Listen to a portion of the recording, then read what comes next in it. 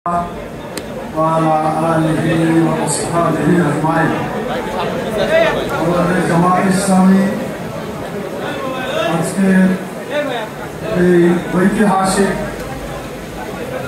কর্মসূচি পালনের মাধ্যমে জাতীয় ইতিহাসে একটি স্থান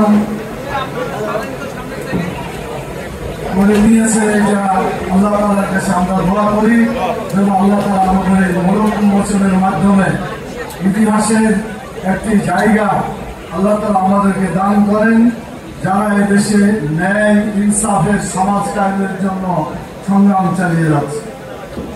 আমি আপনাদের অনেকের কথা শুনেছি, আপনারাও শুনেছেন। আল্লাহ তাআলার কাছে প্রশংসা আমরা আল্লাহই করব, কোনো ব্যক্তি বা কোনো সংগঠনের প্রশংসা চাইতে। ওই হাদিসটি আপনাদের স্মরণ করাতে চাই যে দোয়াটি করেছিলেন মুহাম্মদ রাসূলুল্লাহ সাল্লাল্লাহু আলাইহি ওয়াসাল্লাম। এই দোয়া শুনে বলেছিলেন 30 জনের বেশি ফেরেশতা এই দোয়াটি আল্লাহর কাছে নিয়ে গেলেন। আমার সাথে সাথে সবাই এই দোয়াটি পড়ার আহ্বান জানাচ্ছি, অনুরোধ করছি। রব্বানা লাকাল হামদ হামদান কাসীরান তৈয়বান মুবারাকান ফি।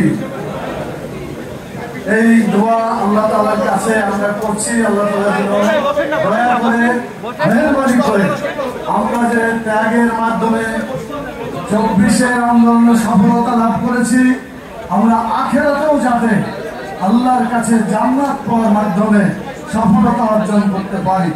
আমরা 60 বছর জীবনের সুখ স্বপ্ন শুধু দেখবো না, আমরা জীবনের পরকালের যে জীবন, যার শেষ আছে, যার শুরু আছে, শেষ নাই, সেই অনন্ত জীবনেও যেন আল্লাহ তাআলা আমাদেরকে সম্মানিত করেন, আমাদেরকে আমাদের জীবনে সুখ এবং শান্তি দান করেন। সেজন্য আমরা বাংলাদেশে আল্লাহর আইন এবং সত্যকে শাসন কায়েম করার যে সংগ্রাম শুরু করেছি, আল্লাহ যেন সেই সংগ্রামকে বিজয় দান করেন। কোরআন মাজিদে একটি আয়াত আছে, যে আয়াতে বলা হয়েছে ওমা লাকুম লা তুকাতিলুনা ফি সাবিলিল্লাহ ওয়াল মুস্তাজআফিনা মিনার রিজালি ওয়ান নিসা ওয়াল বিলদানিল্লাযিনা ইয়াকুলুনা রাব্বানা আখরিজনা মিন হাযিহিল কারিয়াতিজ যালিমি আহলুহা ওয়াজআল লানা মিন লাদুনকা ওয়ালিয়্যা ওয়াজআল লানা মিন লাদুনকা নাসীরা। তোমাদের কি হলো, তোমরা লড়াই করছো না সেই সমস্ত অসহায় দুর্বল নারী, শিশু, বৃদ্ধদের জন্য যারা অত্যাচারিত হয়েছিল এবং